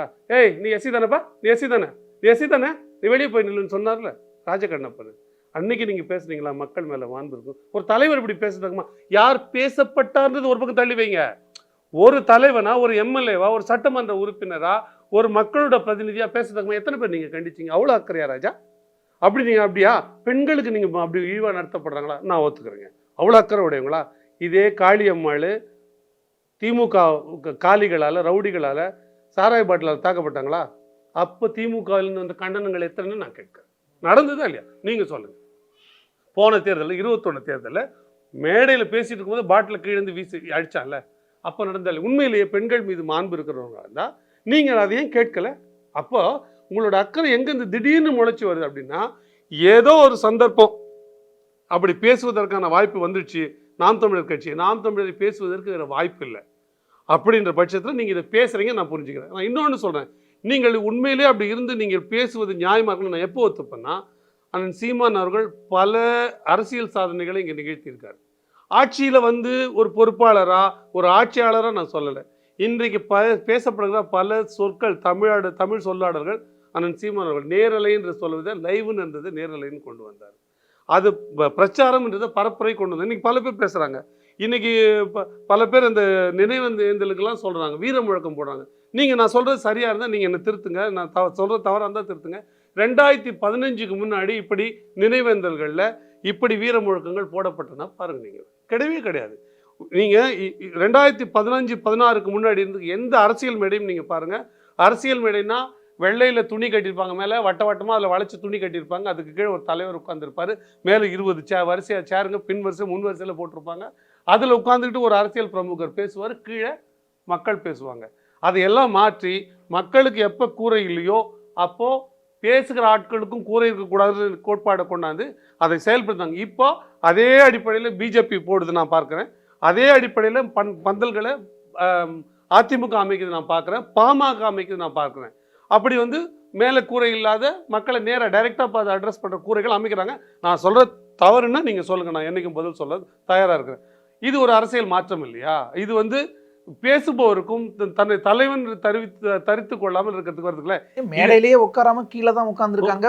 யார் பேசுறாங்களோ அவங்க மட்டும் தான் மேடை ஏறி பேசிட்டு வராங்க. இதெல்லாம் நீங்க பாராட்டி இருந்தீங்க. இல்ல, சீமான் ஒரு மாற்று அரசியல் பண்றாரு, ஒரு புரட்சி அரசியல் பண்றாரு, நீங்க இதெல்லாம் பேசியிருந்தீங்கன்னா அவர் இப்படி பேசிட்டாரு அப்படின்னு கேள்வி கேட்கிற தார்மீகம் உங்களுக்கு இருக்கு. அன்னைக்கு உங்க வாயை சுருட்டி எங்க வச்சிருந்தீங்க நான் கேட்கிறேன். நான் எங்க வச்சிருங்க? அப்போ இது வன்மம் அல்லாமல் வேறு என்ன நான் கேட்கிறேன். நாம் தமிழர் கட்சியின் மேல வன்மம், வன்மம், அதை தான் நான் பேசுறேன். ஏன் இந்த வன்மம் இருக்கணும்? அது நாம் தமிழர் கட்சி இன்றைக்கு திமுகவை, பாஜகவை முழுதாக முழு வீச்சில் எதிர்க்கிற கட்சியாக இருக்கிறது. ஆனால் நாம் தமிழோட வளர்ச்சி எவ்வளோ முயன்றோம். ஏன்னா இவங்க இந்த 2.5 ஆண்டு காலமாக முயற்சி பண்ணிட்டு இருக்கிறாங்க. விழுக்காடு கூடிக்கிட்டே போகுது. எவ்வளோ முயற்சி, பாஜக சின்னம் பறித்ததில் ஆரம்பித்து உங்களுக்கு சின்னத்தை மாற்றி விட்டது, என்டிஏ ரெய்டு போட்டது, இது எல்லாவற்றையும் தாண்டி திமுகவில் எவ்வளோ சதித்திட்டங்கள் செய்து எவ்வளவோ செய்த பொழுதும் வாக்கு விழுக்காடு ஏறிக்கிட்டே வருது. அப்போது எனக்கு தெரிந்து 2 மாதத்துக்கு முன்னாடி ஒரு புள்ளி விவரம் எடுக்கிறாங்க. நாம் தமிழருக்கு எங்கெங்கெல்லாம் வாக்கு இருக்குது, யார் யாரெல்லாம் வாக்களிக்கிறாங்க, என்னென்ன கம்யூனிட்டி வாக்களிக்கிறாங்க. தேர்தல் இது நடந்து முடிஞ்ச உடனே இது நடந்து இந்த புள்ளி விவரங்கள் எடுத்தாங்க. இந்த பாராளுமன்ற தேர்தல் 1.5 மாதம் கிட்ட ஆகுது. இந்த புள்ளி விவரங்கள் எடுக்கும்பொழுதே ஒரு திட்டம் இருப்பது எனக்கு, ஏன்னா அவ்வளோ சரியான விவரத்தையே எடுத்தாங்க. அப்போது இது வளருது அப்படின்றத ஒரு திட்டம் புள்ளி விவரம் எடுத்துட்டு அப்போ இதை சிதைக்க என்ன வழி செய்யணும் அப்படின்னு தேடுறாங்க. அப்போது ஆட்சி அதிகாரத்தில் நம்ம இல்லை, திருடினேன், நான் வந்து கொள்ளையடித்தேன், மக்கள் பணத்தை சுரண்டேன், இந்த எந்த குற்றச்சாட்டையும் திமுகவால் நாம் தமிழர் மேலே சொல்ல முடியாது. மாற அதிமுக வேலை சொன்னோம், அவங்க ஒரு டேர்ம் திருடினாங்க, இவங்க ஒரு டேர்ம் திருடினாங்க. இன்னொன்று, அதை சொல்லும்பொழுது அந்த கேள்வி அந்த அந்த நிழல் வந்து இவங்க மேலேயும் விழும், அந்த குற்றச்சாட்டோட நிழல். அதனால் அதை சொல்லாமல் தவிர்க்க வேண்டிய நிர்பந்தத்தில் அவங்க இருக்கிறாங்க. அப்படி இருக்கும்பொழுது நாம் தமிழர் நோக்கி சொல்வதற்கு எந்த குறையும் இல்லை. அப்போ என்ன பண்ணலான்னா, குணக்கேடு கேரக்டர் அசாசினேஷன் பண்ணணும்னு ஒரு திட்டம் போடுறாங்க. அதை நோக்கி இது நகருதுன்னு தான் நான் பார்க்குறேன். இன்னொன்று வேணாங்க, நீங்கள் இதை விட்டுடுங்க. எந்த கட்சி இப்போ இருக்கிற நாம் தமிழருக்கு இணையாக அல்லது எதிர்த்து போட்டியிடக்கூடிய கட்சியில் எந்த கட்சி நாம் தமிழர் ஒரு பைசா கூட பணம் கொடுக்காமல் 36,70,000 வாக்குகளை வாங்கியிருக்கு? அது பாராட்டத்தக்கதுன்னு பத்திரிகையாளர் பேசுகிறாங்க, ஊடகங்கள் பேசுகிறாங்க, உங்களை போன்ற ஊடகங்கள் பேசுகிறாங்க, சில நேர்மையானவர்கள் பேசுகிறாங்க. இதை தாண்டி திமுகவிலிருந்து நாங்கள் பாராட்டுகிறோம். ஐயா சுபவிக்கிட்ட சொல்கிறார்ல, ரொம்ப வந்து போகிற, நான் அவர் திறமையெல்லாம் குறைச்சி மதிப்பிடலைன்னு. ஏன் நேர்மையாக ஆமாம் நாம் தமிழர் பணம் கொடுக்காமல் வாக்கு வாங்கி இருக்கிறது, அது ஜனநாயகத்திற்கு நல்ல போக்கு, அது பாராட்டத்தக்கதுன்னு ஏன் ஒருபடி எப்படி எந்த கட்சி பாராட்ட முடியல? ஒரு கட்சியை இவங்க ரொம்ப நேர்மையா ஓட்டு வாங்கிட்டாங்கன்னா, அப்ப நான் நேர்மை இல்லாம ஓட்டு வாங்கினேன்னு எந்த கட்சியா இருந்தாலும் அப்ப எப்படி அப்படி பாராட்ட முடியும்? பேசல, இன்னொரு கட்சியை வளர்க்கறதுக்கு வேற ஒரு கட்சி எப்படி வேலை செய்யும்? அப்படி பேசலைன்னா இதையும் நீங்க பேசக்கூடாது. சரி, இப்ப நான் கேட்கிறேன், இப்போ எங்க கட்சியோட தம்பி ஒருத்தர், ஒரு பெண் வந்து நீ என் வாழ்க்கைக்கு பதில் சொல்றியா இல்லையான்னு பேசுற மாதிரி ஒரு காணொலி வரும். சரி, அது வந்து உங்களுக்கு தவறாப்படுதுன்னு நீங்க சொல்றீங்க. அந்த பெண் புகார் அளிக்கல, அந்த பெண் புகார் அளிக்கல. இன்னமும் அந்த பெண் வந்து அங்கே எங்கள் தம்பி கூட தான் இருக்காங்க. அவங்களோட அந்த என்ன உறவில் இருக்காங்களோ, காதல் உறவில், அதுலேயே தான் இன்னமும் இருக்கிறாங்க. அதில் இப்போது சிக்கல் இல்லை, அவங்க புகாரும் கொடுக்கல. ஒரு காசிப்ல யார் மேலே வேணாலும், யாரை பற்றி வேணாலும், யார் வேணாலும், எப்படி வேணாலும் சொல்லிட்டு இருக்கலாம். ஒரு காசிப், எனக்கு ஆதாரம் இருக்காது, என்கிட்ட எந்த இதுவும் இருக்காது, உங்களை பற்றி நான் சொல்லலாம், அவரை பற்றி சொல்லலாம், நீங்கள் என்னை பற்றி சொல்லலாம், எது வேணாலும் பேசி 19 பேசிட்டு யார் வேணாலும் கடந்துடலாம். அது சமூகத்தில் என்ன தாக்கத்தை ஏற்படுத்துதுன்ற அக்கறையெல்லாம் இல்லாமல், அது சரியா தப்பான்ற புரிதல்லாம் இல்லாமல் எதை வேணாலும் பேசிடலாம். அப்படி இல்லை, யார் பேசியிருக்காங்க, என்ன பேசியிருக்காங்கன்றதெல்லாம் பார்க்க வேண்டியிருக்கு. நான் இந்த தனி உரையாடல்களுக்கெல்லாம் போகலை, தனிப்பட்ட விஷயங்களுக்கே போகலை. அது நமக்கு அவசியம் இல்லாத விஷயமும் கூட. அது உரையாடுறது கூட சரியான விஷயமா இருக்காதுன்னு நான் நினைக்கிறேன். ஆனால் அரசியல் ரீதியாக நிறைய கருத்துக்கள் பேசினதை இப்போ வெளியில் வருது. அரசியல் ரீதியாக உட்கட்சி விவகாரங்கள் குறித்து பேசினது, வாக்கு சேகரிப்புக்கான வேலை திட்டம் குறித்து பேசினதெல்லாம் வெளியே வருது. அதுதான் மக்களுக்கு ஒரு தாக்கத்தை ஏற்படுத்தலாம். ஏன்னா நம்ம இப்ப சொன்ன மாதிரி, நீங்க குறிப்பிட்ட மாதிரி, இது மக்களுக்கு என்ன பிரயோஜனம், இதனால ஏதாவது விலை ஏறிடுமா குறைஞ்சிடுமான்னு மக்கள் தேர்தலை பார்க்குறாங்க. தேர்தலில் இன்னாரை தேர்ந்தெடுக்கணும்னு நினைக்கிறாங்க. அப்போ என்ன தேர்ந்தெடுங்கன்னு நாம ஒரு பிம்பத்தை நமக்கு கொடுக்குறோம். நான் இதெல்லாம் செய்வேன், நான் இதெல்லாம் செய்ய மாட்டேன், நான் இப்படிப்பட்ட ஒரு ஆள் அப்படின்னு முன்னிறுத்துறோம். அப்போ நாம் தமிழர் கட்சி ஒரு தன்னை இப்படியான ஒரு கட்சியா முன்னிறுத்துது, இப்படியான கொள்கைகளோட முன்னிறுத்துது. அதுக்கு முரண்பாடான ஒரு விஷயமா சிலது இன்டர்னல்ல பேசுற விஷயங்கள் வெளிவரும்போது அது தாக்கத்தை ஏற்படுத்தும்ல. அப்படியான விஷயங்களை கேட்கிறேன். எங்க கட்சி கேடர்லயே நான் சொல்றேன், ஒருத்தருக்கு ஏதோ ஒரு சூழ்நிலையில ஒரு தவறு இருக்கு அப்படின்னா, அவங்க சரியில்லை, அவங்கள நீக்கி விடணும் அப்படின்னு பேசுகிறேன். இப்போ முறையாக அதற்கான நடவடிக்கை எடுத்து அவரை நாம் அது கட்சியிலிருந்து நீக்கிவிட வேண்டும் என்று நான் கருதுகிறேன்னு சாதாரண உரையாடலில் பேசணும், கேஷுவலாக பேசுவாங்க. ஒருவேளை அப்படி ஒரு சூழ்நிலை வந்திருந்தா, அப்படி பேசியிருந்தால் என்ன பெரிய பிழை இருக்குன்ற, அது ஒரு சாதாரண. நீங்களும் நானும் இந்த கேமராவுக்கு பேசும்போது இதே பாணியில் நீங்களும் நானும் டீ குடிப்போம், மச்சான் 2 டீ சொல்ல மச்சான் தான் பசங்க கிட்ட. நான் மேடையில் பேசும்போது மச்சான் 2 டீ சொல்லணும்னா பேச மாட்டோம். அப்போ நம்ம ஒரு பொது வெளியில் பேசுகிற உரையாடல் வேறு விதமானது, தனிப்பட்ட உரையாடல் ஒன்றும் வேணாங்க. ஒரு இப்போ இறந்து போன நடிகை சொல்லலாம், இவன் இந்த நாகேஷ் படம் பார்த்து நீ அப்படின்னு கேட்போம். இது பெரிய இன்னைக்கு தலைவராகிட்ட நடிகர்களை பற்றி கேட்கும்போது அவன் இவன் தான் கேட்பான், இவன் படம் பார்த்தியா, அவன் படம் சரியே கிடையாதுன்னு பேசுவான். ஆனால் பொது வெளியில் பேசும்போது அவன் படம் சரியில்லைன்னு பேசுமா. ஐயா திரு எம்ஜிஆர் அவர்களின் படம் பார்த்தோம், அவர்கள் படம் அருமையாக இருந்தது, சிறப்பாக நடித்திருந்தார். ஐயா கலைஞர் கருணாநிதி அவர்கள் கதை வசனம் எழுதியிருந்தார், மிகச்சிறப்பாக இருந்தது. ஐயா ரஜினிகாந்த் படம் பார்த்தோன்னு தான் பேசுமே தவிர, சாதாரண நேரத்தில் இன்னொரு நண்பர்கிட்ட பேசும்போது அப்போது என்ன வித்தியாசம்னா, இந்த உரையாடல்கள் எல்லாம் பதிவு செய்வதற்கு ஒரு காலத்தில் கருவி அறிவியல் இல்லாமல் இருந்தது. உரையாடலாகவே சென்றது. இன்றைக்கு அதை தாண்டி ஒரு கருவி இருக்குதுன்ற ஒரு காரணத்தினாலவே மனிதனுடைய அவல நிலை வருகிறது. இன்னைக்கு நீ யாரிடம் பேசுவீங்க? ஒன்றும் வேண்டாம், ஒரு ரொம்ப எனக்கு ஒரு நெருக்கமான உறவினர், அவர் மனைவி மேலே ஒரு குற்றச்சாட்டு இருக்குன்னு வச்சுங்களேன். அவர் என்கிட்ட பகிர்ந்துக்கணும்னு நினைக்கிறார். ரொம்ப நெருக்கடி, மன நெருக்கடி. பகிர்ந்துக்கணும், நீங்கள் அதை கேளுங்க, கண்டிங்கன்னு அப்படின்னு கேட்கணுன்ற. நீங்கள் கேட்டால் அது சரியாக வரும், நீங்கள் சரி பண்ணி கொடுத்துட முடியும் லைஃப்னு கேட்குறாருன்னு வச்சுங்களேன். அதை நான் கேட்டுக்கிறேன். அதை நான் ஒரு ஃபோனில் பேசுகிறாரு, நான் கேட்டுக்கிறேன். இதுக்கு முன்னாடியும் நேரில் வந்து சொல்லுவாங்க, நான் போய் அவங்கள கேட்குறேன். என்னைக்கா ஒரு நாள் எனக்கு அவருக்கு சண்டை வந்துச்சு. இந்த பார்த்தியா உங்கள் வீட்டுக்காரர் ஒன்றுக்கு அன்றைக்கி என்ன சொல்லியிருக்கான் பார்த்தியா, நான் பேசினா எவ்வளவு இழிவானதோ, எவ்வளவு அசிங்கமானதோ, எவ்வளோ அவமானமானதோ, எவ்வளோ ஆபாசமானதோ, அப்படி ஆபாசம். அப்போ இது என்னன்னா ஒட்டுமொத்தமாக மனித உணர்வுகளை, உறவுகளை இது கேள்விக்குள்ளாக்குதுன்னு நான் பார்க்குறேன். அப்போ யார் யாரெல்லாம் பதிவு பண்ண, யாராக இருந்தாலும், எங்கள் கட்சி பிள்ளையாக இருந்தாலுங்க, ஒரு செய்தியை நீங்கள் பதிவு பண்ணுறீங்கன்னா அவனை விட ஒரு கேடு கட்டவன் யாரும் இல்லைன்னு தான் நான் கருதுறேன். யாராக இருக்கட்டும், அது வந்து எதிர்கட்சியாக இருக்கட்டும், இல்லை வந்து தோழமை கட்சியாக இருக்கட்டும், இல்லை ஒரு பொது ஆளாக இருக்கட்டும். நான் வந்து பதிவே பண்ணது கிடையாது. நான் எந்த அழைப்பையுமே, ஒரு வழக்கறிஞர் கூட எனக்கு பல தகவல்கள், முக்கியமான தகவல் இருக்குது, ஒன்றுத்தையும் நான் பதிவு பண்ணது கிடையாது. எப்பயுமே பண்ண மாட்டேன். பதிவே பண்ணக்கூடாதுக்காக ஆப்பிள் ஃபோன் வாங்கி வச்சுருக்கேன். அதுக்கு முன்னாடி வேறு ஃபோன் வச்சுருந்தா கூட பதிவு பண்ண மாட்டேன். அந்த ஒரு தவறி கூட அப்படி ஒரு எண்ணம் வந்துடக்கூடாது. எவ்வளோ கட்சியில் நெருக்கடி இருக்குது, என்னை பற்றி ஒரு கேடர் இப்போ மோசமாக பேசுகிறாரு, எனக்கு நான் கம்ப்ளைண்ட் பண்ண போகிறேன் அப்படின்னு என்னை பற்றி பேசுவார், என்னை பற்றி தரக்குறைவாக பேசி அனுப்புவார். அது ஆடியோ பதிவோ அவங்க அனுப்பி எனக்கு யாரோ ஒருத்தர் அனுப்புவாங்க. அதை கூட நான் வச்சுக்கிறது இல்லை. ஏன்னா அது மனித மாண்புக்கு குறைவானது. நம்ம இதை காமிச்சு இவர் பாருங்கள் இந்த மாதிரி பேசிட்டாருங்க, அதனால் இவர் மேல் நடவடிக்கை எடுங்கன்னு நான் சொல்கிறேன்னா, நான் யார்கிட்ட புகார் சொல்கிறேனோ அவருக்கு என்னை பற்றி நம்பிக்கை இல்லை. நான் ஒரு ஆதாரம் கொடுத்தாதான் அவர் அதை செய்கிறாருன்னு அர்த்தம். அப்படி ஒரு இடத்துல நம்ம ஒரு புகாரை தேவையில்லைன்னு நான் கருதுறேன். ஆதாரம் முக்கியம், தேவையில்லைன்னு கருதுறேன். நீங்கள் கட்சிக்குள்ளேயோ உறவுக்குள்ளேயோ தேவையில்லை, நீதிமன்றத்துக்கு வழக்குக்கு தேவை. வழக்குலேயே கூட அப்படி பேசுவதை பதிவு பண்ணுவது எப்படி சரியாகும்? ஒரு வழக்கு நடந்துட்டு இருக்குது, ஒரு பிரச்சனை தீர்க்கணும், சமாதானம், வழக்கில் நடந்த உண்மை விவரங்களை பேசுவாங்க. மீடியேஷன் தனியாக ஒன்று போடுவாங்க. என்ன சொல்லுவாங்க அந்த மீடியேஷன் ஆரம்பிக்கும் போதுன்னா, இங்கே நீங்கள் எதை வேணால் பேசலாம், எதை பேசினாலும் இங்கே பதிவு செய்ய மாட்டோம், எழுத மாட்டோம், எழுதினாலும் இதை வந்து கோர்ட்டில் வந்து சொல்ல முடியாது, கோர்ட் இதை ஆவணமாக எடுத்துக்காது, ப்ரூஃபை. ஏன்னா அந்த ஸ்பேஸை கிரியேட் பண்ணாதான் அந்த மனக்குமுறல் தீரும், அந்த பிரச்சனை தீரும். அப்போ நீங்கள் அடிப்படை மனித உணர்வுகளை, மாண்புகளை விட்டு கொன்றுவிட்டு நீங்கள் என்ன செய்ய போகிறது என்ற கேள்வி இருக்குது. அப்போ நீங்கள் இப்படி ரெக்கார்ட் பண்ணுறீங்கன்னா நாளைக்கு உங்கள் மனைவி பேசுகிறத, உங்கள் மகன் ஒருவேளை உங்கள் மனைவியை பற்றி தப்பாக பேசுகிறத, உங்கள் தாயாரை பற்றி உங்கள் தம்பி ஒரு சொன்ன குறையை நீங்கள் காமிச்சிங்கன்னா அந்த தாய் மனதில், அந்த மனைவி மனதில், அந்த தங்கச்சி மனசில் எவ்வளோ பெரிய வடு ஏற்படும். இதை நீங்கள் செய்ய போகிறீங்கன்னா நீங்களெல்லாம் அரசியலுக்கு வந்து என்ன செய்து விடுவீர்கள் தான், எந்தெந்த உதவாக்கரை, எந்தெந்த டுபாக்கூர், எந்தெந்த பொறுக்கி, எந்தெந்த இழி புத்தி கொண்டு பதிவு பண்ணுறானோ அவனுக்கு எல்லாருக்கும் சேர்த்து இந்த கேள்வி கேட்குறேன். நீங்கள் இந்த மாண்பை வைத்துக் கொள்ளாத ஒரு ஆள் நீங்கள் அரசியலில் வந்தோ இல்லை பொது வாழ்க்கையில் இருந்தோ என்ன நன்மையை நீங்கள் அடுத்தவர்களுக்கு செய்துவிட முடியும் தான் என்னோட அடிப்படை கேள்வி. இப்படி நீங்கள் இப்போ தனுஷ் படம் ஒன்று வரும். தனுஷ் படத்தில் அவங்க அப்பா விஜயன் தான் அவங்க அப்பா ரொம்ப மோசமாக திட்டுவார். ஹீரோ ஹோண்டா கம்பெனியில் வேலை கிடைச்சிச்சு, இன்னொன்று திரும்பி அழுதுட்டு இருப்பார். அந்த பக்கம் போடி என் புள்ள பெரிய நீங்கள் திட்டியதும் அந்த தகப்பன் தான் நெகிழ்ந்து போய் தன்னை முகனை பற்றி இன்னைக்கு போய் நான் சொன்னேன்னா, ஓடா நம்ம அப்பா காசு வந்தோன்னு பேசுகிறான் பாடுறான்னு பேசிடுவான்னு பேசுறதும் அதே தகப்பனை தான் காணும். அப்படி உண்மையான தகப்பன்கள் உண்டா இல்லையா?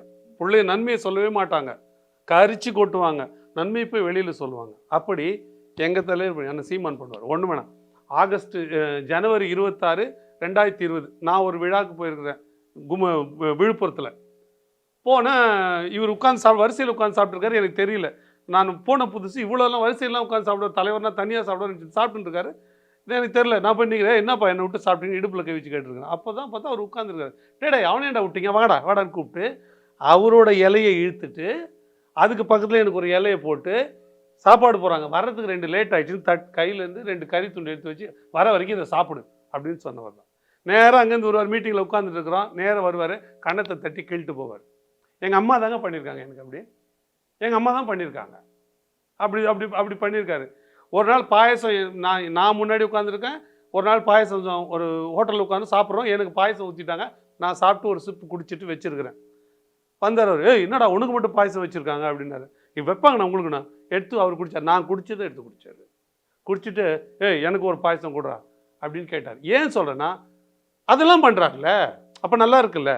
எந்த தலைவருங்க நான் மட்டுமே குறைஞ்சது ஒரு 50 தடவை அவரோட உட்காந்து சாப்பிட்ருவேன். இந்த போல் உட்காந்து சாப்பிட்டுங்க. எத்தனை தலைவர்கள் இப்படி செய்வாங்கன்னு நீங்கள் சொல்லுங்கள். அவர் திட்டுவாருங்க, உண்மைதான். அவர் கோவப்படுவார், உண்மைதான். அவர் இப்போ நீங்கள் பேசுன மாதிரி பேசுவார், உண்மைதான், நான் அதை மறுக்கவே இல்லை. ஆனால் இயல்பாக தான் பேசுவார். யாரையும் வாங்க போங்கன்னு, நீங்கள் உங்களை வாங்க போங்கன்னு பேசுகிறான்னு நீங்கள் வெளியாள்னு அர்த்தம். யார் நம்ம கட்சிக்காரங்க நெருக்கமான வந்தாலும் வாடா போடா தான் பேசுவார். வயசுல மூத்தவங்களா இருந்தால் வாங்க மூத்தவரே என்ன பண்றீங்க அப்படிதான் கேட்பார். மாமா சித்தப்பா பெரியப்பா அப்படிதான் கேட்பார். உங்களை வாங்க போங்கன்னு மரியாதை கொடுக்குறாருன்னா நீங்க இன்னும் தள்ளி இருக்கிறீங்க, அவரோட வளையத்துக்குள்ள போகணும்னு அர்த்தம். அதுதாங்க அவரோட இயல்பு. அப்படிதான் பேசுவார். இன்னும் நான் இன்னும் கேட்டால் சாதாரணமாக கையை பிடிப்பார், தோள் மேலே கை போட்டுப்பார், கன்னத்தை தட்டுவார். நீங்கள் நம்ம ஒரு கல்லூரி நாட்களில் நம்ம நண்பர்கள் எப்படி பழகுவாங்க அப்படி தான் பழகுவார். இதை நான் அனுபவிச்சு சொல்கிறேன். நான் சொல்கிறேன், போன புதுசுலேயே கட்சியில் அப்படி கூப்பிட்டு பார்க்க அவரோட இலையிலேருந்து ஒரு 20 அறையாவது நம்ம இலைக்கு எதனா ஒன்று வச்சுருக்காரு இது வரைக்கும். நம்ம இலையிலேருந்து அவர் சாப்பாடு சர்வ் பண்ணலன்னா அதுக்குள்ளே எடுத்து சாப்பிடுவார். அப்படிலாம் ரொம்ப பிளெயினான ஆள். அது மாதிரி ப்ரோட்டோக்காலே கிடையாது. பேசிகிட்டு இருக்காருன்னா தட்டணும், உள்ளே சொன்னால் தான் போகணும் அப்படிலாம் கிடையாது. 20 பேர் உட்காந்துருப்பாங்க, யாருன்னா 4 பேர் வெளில வருவாங்க, ஃபோன் வருதுன்னு 4 பேர் உள்ளே போவாங்க. அதெல்லாம் தான் இப்போ இந்த தப்பில் போய் விளைஞ்சிருக்கு.